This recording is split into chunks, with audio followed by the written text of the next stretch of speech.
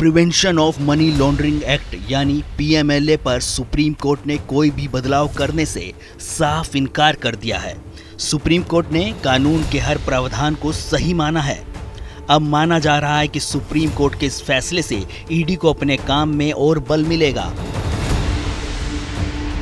Supreme court के इस फैसले के बाद से ईडी की तरफ से दर्ज केस में फंसे लोगों को बड़ा झटका लग सकता है, क्योंकि सुप्रीम कोर्ट ने गिरफ्तारी, रेड, समन, बयान समेत पीएमएलए एक्ट में ईडी को दिए गए सभी अधिकारों को सही ठहराया है।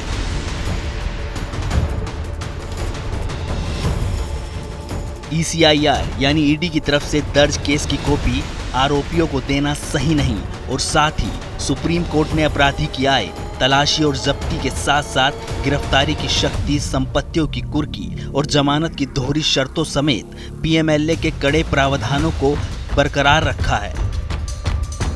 बता दें कि लगभग 250 याचिकाओं में इस कानून को चुनौती दी गई थी और कहा गया था कि इस कानून के तहत ईडी जिस तरह से गिरफ्तारी करती है और दबिश डालती है या फिर सबूत इकट्ठे करती है, वह इंडियन पीनल कोड के खिलाफ है, यूं कहें कि नियमों के खिलाफ है। ये कानून पुलिस को हद से ज्यादा ताकत देती है, लेकिन सुप्रीम कोर्ट ने 27 जुलाई को अपने फैसले में कहा कि इस कानून में कोई भी खामी नहीं है।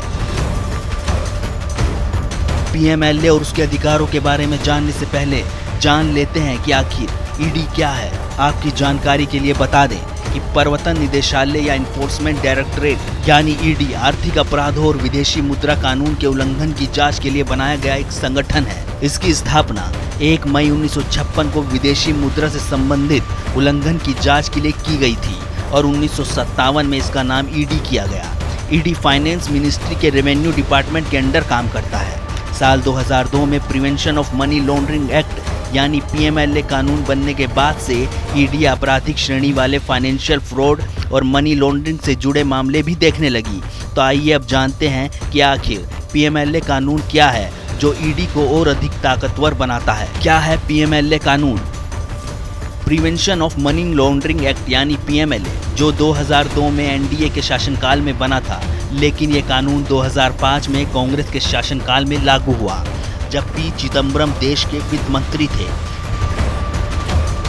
पीएमएलए कानून में पहली बार बदलाव भी 2005 में चिदम्बरम ने ही किया था। पीएमएलए के तहत ईडी आरोपियों को अरेस्ट करने, उसकी संपत्तियों को जब्त करने, उसके द्वारा गिरफ्तारी के बाद जमानत मिलने की सख्त शर्तों और जांच अधिकारी के सामने रिकॉर्ड बयान को कोर्ट में सबूत के रूप में मान्य होने जैसे नियम उसे ताकतवर बनाते हैं।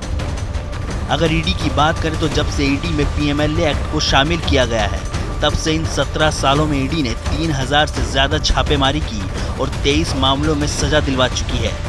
पीएमएलए की ताकत से लैस ईडी केंद्र सरकार की अकेली ऐसी जांच एजेंसी है जिसे मनी लॉन्ड्रिंग के मामलों में नेताओं और अफसरों को तलब करने और उन पर मुकदमा चलाने के लिए सरकार की अनुमति की जरूरत नहीं है।